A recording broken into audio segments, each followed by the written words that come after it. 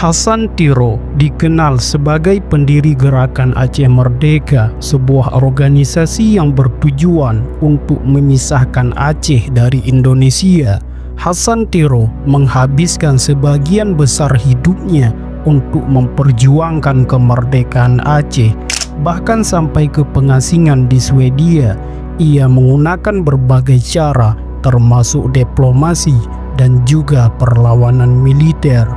Alasan penting untuk mengenang dan menginspirasi sosoknya karena perjuangan kemerdekaannya untuk Aceh, keberanian dan konsistensinya, nasionalisme dan identitas Aceh, serta keteladanan dan kepemimpinannya. Hasan Tiro adalah sosok yang bernasionalis tinggi. Bahkan Hasan Tiro pernah menjadi staf perwakilan Indonesia di kantor pusat PBB, namun ketidakadilan membawanya melakukan perlawanan bersenjata terhadap Indonesia. Bagaimana Tengku Hasan Tiro memulai pemberontakan, apa pemicunya, dan bagaimana kisah akhir hayatnya?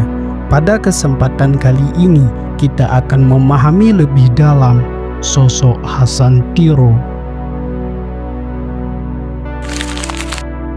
Tengku Hasan Muhammad di Tiro lahir di Tiro Pidi, Nanggro Aceh Darussalam pada 25 September tahun 1925. Hasan Tiro merupakan buah hati kedua dari pasangan Tengku Pocot Patimah dan Tengku Muhammad Hasan. Selain itu, ia merupakan cicit atau keturunan ketiga dari pahlawan nasional Muhammad Saman, atau yang lebih dikenal dengan Tengku Cik di Tiro. Hasan Tiro terdaftar sebagai salah seorang murid cemerlang di madrasah modern yang didirikan Daud Berih pada tahun 1939. Madrasah itu punya andil membentuk Hasan Tiro muda menjadi seorang nasionalis. Pada tahun 1944, di Normal Islam Institute di Biren itu terjadi perselisihan antara dua kelompok pelajar yang memecah kedamaian sekolah. Di satu sisi, Abdullah Taib memimpin kelompok pelajar yang pro terhadap kebijakan militer Jepang untuk menanam kapas. Di sisi yang lain, Hasan Tiro, seorang pelajar cerdas dan kritis, dengan berani memimpin kelompok anti-Jepang. Perbedaan ideologis yang tajam ini memunculkan perseteruan hebat antar kedua kelompok tersebut yang puncaknya terjadi dalam sebuah perkelahian fisik. Namun perkelahian itu tidak berakhir seimbang. Abdullah Taib dengan tubuh lebih besar dan keahlian bela diri mengalahkan Hasan Tiro. Meski demikian, perjuangan Hasan Tiro belum selesai. Dia menolak berdamai, memilih untuk tetap mempertahankan prinsipnya meskipun dihadapkan pada keputusan pahit, dikeluarkan dari sekolah oleh Daud Berih sendiri. Kejadian ini meskipun memberikan pukulan keras, tidak memadamkan semangat perjuangan Hasan Tiro. Setelah dikeluarkan dari sekolah, Hasan Tiro kembali ke kampung halamannya di Aceh. Namun, tak lama setelah itu, Dewan Guru yang masih peduli dan melihat potensi yang besar pada Hasan Tiro kemudian mengirimnya untuk melanjutkan pendidikan di Yogyakarta. Di kota pelajar ini, ia berada di bawah bimbingan tokoh nasionalis Saprodin Prawira Negara. Di Yogyakarta, Hasan Tiro semakin terlibat dalam jaringan nasionalis yang memperjuangkan kemerdekaan Indonesia. Sebelum berangkat ke Amerika Serikat pada tahun 1950, Hasan Tiro terlibat aktif dalam organisasi keindonesiaan bersama abangnya Zainal Abidin, yakni dalam Keorganisasian Pemuda Republik Indonesia atau yang disingkat dengan PRI. Bahkan Hasan Tiro pernah menjabat Ketua Muda PRI di Pidi. Atas rekomendasi Saprodin Prawira Negara, Hasan Tiro mendapatkan beasiswa belajar ke Columbia University Amerika Serikat. Saat di Amerika Serikat, ia juga memfokuskan diri untuk bekerja paruh waktu di misi Indonesia untuk Perserikatan Bangsa-Bangsa. Pada tahun 1950, hubungan Jakarta dengan Aceh mulai memburuk.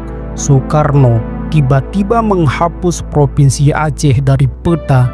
Jabatan Daud Bereh sebagai Gubernur Militer Aceh, Langkat dan Tanah Karo dibekukan. Gelagat Soekarno itu dipandang oleh mayoritas orang Aceh sebagai pengkhianatan. Dinamika politik Indonesia yang penuh ketegangan mulai mengubah pandangan Hasan Tiro. Keputusannya untuk menjauhkan diri dari pemerintah Indonesia semakin jelas. Hasan Tiro yang pada awalnya seorang nasionalis sejati yang mengibarkan bendera merah putih dan menjadi motor penggerak pelajar Islam Indonesia di Aceh, mulai merasa kecewa dengan kebijakan pemerintah Soekarno, ditambah dengan sebuah kejadian pembunuhan ratusan masyarakat Aceh dalam perang DITI di Aceh, mulai mengubah haluan hidupnya. Insiden yang terjadi pada tahun 1954 itu dikenal sebagai tragedi Pulut Cok Jempa di kawasan Lupung Aceh Besar. Saat itu, ratusan warga dibunuh tentara pemerintah karena dikaitkan dengan pemberontakan DITI. Peristiwa ini diberitakan di beberapa media nasional seperti Indonesia Raya, lalu ditulis kembali oleh media terbitan luar negeri seperti New York Times dan Washington Post yang terbit di Amerika Serikat. Hasan Tiro menilai pembunuhan massal itu sebagai bentuk genosida. Dia melancarkan protes ke pemerintah Indonesia, mengirimkan ultimatum kepada Perdana Menteri Indonesia Ali Sastro-Midjojo yang dianggapnya telah bertindak fasis. Dalam sebuah surat terbuka, ia mengecam pemerintah Indonesia yang telah melakukan kekejaman terhadap rakyat Aceh. Surat terbuka tersebut kemudian membuat heboh Indonesia, apalagi surat itu disiarkan oleh beberapa surat kabar Amerika dan beberapa surat kabar di Indonesia terbitan Jakarta seperti Abadi, Indonesia Raya, dan Kengpo. Tuntutan Hasan Tiro ada dua: meminta pemerintah Indonesia untuk meminta maaf kepada Aceh dan menghukum pelaku dengan seberat-beratnya. Dalam waktu 2 minggu yang ia berikan tidak mendapat tanggapan dari Ali Sastro-Midjojo, Hasan Tiro lalu memproklamirkan diri sebagai Menteri Luar Negeri Darul Islam pimpinan Tengku Daud Bereh. Pemerintah Indonesia lalu mencabut status kewarganegaraan Hasan Tiro. Beberapa sumber menyebut ia kemudian ditahan di penjara Ellis Island sebagai warga asing ilegal. Namun, koneksinya yang bagus dengan Senator As membuat pemerintah setempat memberikan status permanen residen di New York. Keberanian Hasan Tiro berbicara di hadapan dunia internasional, mengirimkan protes kepada PBB, dan menulis surat yang dimuat di New York Times menandakan pergeseran drastis dalam ideologi Hasan Tiro. Ia tidak lagi melihat masa depan Indonesia sebagai tempat yang bisa memberikan keadilan bagi Aceh. Pemberontakan DITI kemudian berakhir dengan damai tatkala Daud Bereh bersedia turun gunung pada 9 Mei tahun 1962 beserta pasukan setianya yang dipimpin oleh Tengku Ilyas Lube. Daerah Aceh kembali seperti semula, bahkan berstatus istimewa. Namun Hasan Tiro memilih tetap tinggal di Amerika Serikat menjadi pengusaha. Sejak itu, Tengku Hasan Tiro makin instan mengkaji sejarah Aceh. Beliau hidup mapan di New York sebagai pengusaha, bahagia bersama istrinya Dora dan anak sematawayangnya Karim Tiro. Meski menjadi incaran pemerintah Indonesia, dia merasa menjadi pembisnis sukses dan berhasil masuk lingkaran pemerintah di banyak negara seperti Eropa, Timur Tengah, dan Asia Selatan. Perusahaannya bergerak di bidang petrokimia, penggalapan, konstruksi, manufaktur, industri, pengolahan makanan, dan penerbangan. Hasan Tiro kerap bertemu sejumlah tokoh Aceh di luar negeri, membahas politik dan nasib Aceh, sampai kemudian sebuah kesimpulan diambil bahwa gerakan kemerdekaan harus dideklarasikan. Persoalan ketidakadilan dan kesejahteraan yang belum didapat warga Aceh menjadi dasar utama, berbanding terbalik dengan kekayaan alam. Meskipun Hasan Tiro menemukan kesuksesan sebagai pengusaha di Amerika Serikat, ia tidak pernah bisa melepaskan diri dari perjuangannya untuk Aceh. Momen penting dalam hidupnya terjadi pada 4 September tahun 1976 ketika pesawat yang ia tumpangi hampir jatuh. Di tengah ancaman maut, ia berjanji akan mengabdikan sisa hidupnya untuk Aceh jika selamat. Tak lama setelah itu, ia kembali ke Aceh, meninggalkan hidupnya yang mapan di Amerika Serikat dan memulai kembali perjuangannya untuk kemerdekaan Aceh. Pada tahun 1976, tepatnya 2 bulan setelah insiden tersebut, Hasan Tiro kembali ke Aceh.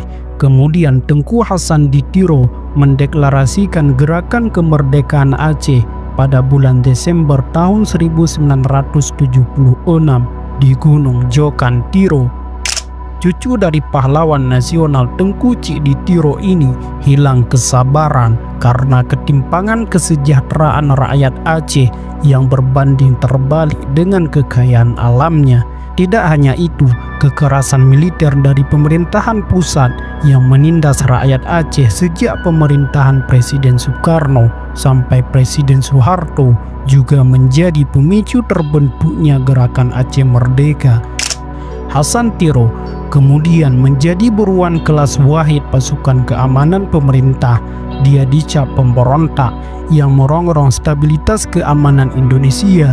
3 tahun lamanya Tengku Hasan Tiro bergerilya memimpin pasukannya di hutan belantara Aceh. Pada tanggal 28 Maret tahun 1979, beliau meninggalkan Aceh melalui sebuah pelabuhan kecil di pesisir Jenib Biren. Ia kembali ke Amerika Serikat hingga akhirnya menetap di Albi, Swedia. Beliau memimpin pemberontakan dari sana. Setelah 10 tahun mendeklarasikan gerakan Aceh Merdeka, Tengku Hasan Tiro dan Tengku Malik Mahmud berangkat ke Libya untuk membangun jaringan dan membentuk pasukan paramiliter. Mereka bertemu perwakilan pemimpin Libya, Muammar Gaddafi. Hasan Tiro mengajukan permohonan agar Libya dapat memberikan pelatihan militer kepada para pemuda Aceh untuk dididik menjadi tentara tangguh. Saat itu, Libya sedang berkonfrontasi dengan Amerika Serikat karena persoalan politik dan keamanan internasional. Mereka sedang sibuk siaga dari kemungkinan serangan Amerika Serikat dan sekutunya. Hasan Tiro dan Malik Mahmud juga sempat menyatakan kesiapan pemuda Aceh untuk membantu Libya jika diserang oleh Amerika. Pemerintah Libya kemudian setuju membantu melatih pemuda-pemuda Aceh sebanyak 50 orang untuk tahap pertama. Waktu diberikan selama 1 bulan guna mendatangkan pemuda Aceh tersebut. Mereka akan dilatih di Kem Tanzura. Kem Tanzura adalah salah satu kem pelatihan militer yang diperuntukkan bagi bangsa-bangsa tertindas yang ingin merdeka. Muammar Gaddafi menyebutnya sebagai pelatihan untuk orang-orang yang tertindas dan terzalimi di negaranya. Kem ini awalnya hanya digunakan sebagai tempat latihan para militer Libya. Selain Aceh, pelatihan militer Kem Tanzura juga diikut oleh kombatan dari Patani, Moro, Organisasi Pembebasan Palestina, dan sayap militer perjuangan Irlandia Utara. Pemuda-pemuda Aceh mendapatkan predikat terbaik dalam pendidikan militer di Kem Tanzura, mengungguli peserta dari negara lain. mereka lulus dengan predikat terbaik dari yang terbaik setelah mengikuti pendidikan selama 4 tahun di kamp tersebut. Gerakan perlawanan Hasan Tiro semakin berkembang meskipun harus menghadapi tekanan internasional dan ancaman dari pemerintah Indonesia. Hasan Tiro menjadi simbol perlawanan bagi banyak rakyat Aceh yang merasakan ketidakadilan. Nyaris 3 dekade setelah deklarasi di hutan Tiro, perjuangan kemerdekaan Aceh berakhir di meja perundingan. Gambar damai dengan pemerintah Indonesia di Helsinki, Finlandia pada 15 Agustus 2005. Butir perjanjian ini dikenal dengan MOU Helsinki. Aceh tetap bagian dari Indonesia, tapi sebagai daerah khusus dan istimewa dengan otonomi lebih luas. Setelah 3 tahun pasca perdamaian, pada 11 Oktober 2008, Hasan Tiro dapat kembali ke Banda Aceh, tempat kelahiran yang selama ini ia perjuangkan. Kepulangannya disambut oleh ribuan masyarakat Aceh yang melihatnya sebagai pahlawan yang telah kembali. Hasan Tiro kembali ke Swedia 2 pekan berikutnya. Setahun kemudian, ia kembali lagi ke Aceh. Kemudian pada 2 Juni 2010, Hasan Tiro dianugerahi status warga negara kehormatan oleh pemerintah Indonesia. Dan hari berikutnya, pada tanggal Juni 2010, kondisi kesehatan Hasan Tiro semakin memburuk. Tepat pukul 12 waktu Indonesia Barat, Tunku Hasan Tiro menghembuskan nafas terakhir di Rumah Sakit Zainal Abidin, Banda Aceh. Ia dimakamkan di samping makam Tengku Cik Tiro di Indrapuri, Aceh Besar. Meskipun Hasan Tiro dipandang sebagai pemberontak oleh pemerintah Indonesia, bagi banyak orang Aceh, ia adalah pahlawan yang memperjuangkan keadilan untuk tanah kelahirannya. Keberanian dan kegigihannya menjadikannya simbol perlawanan. Tengku Hasan Tiro mungkin telah meninggalkan tanah kelahirannya untuk selamanya, tetapi warisan perjuangannya terus hidup. Gerakan Aceh Merdeka yang dia dirikan terus menginspirasi generasi berikutnya untuk memperjuangkan hak-hak mereka. Sejarah perjuangan beliau masih terus dibicarakan dan dikenang oleh banyak masyarakat Aceh.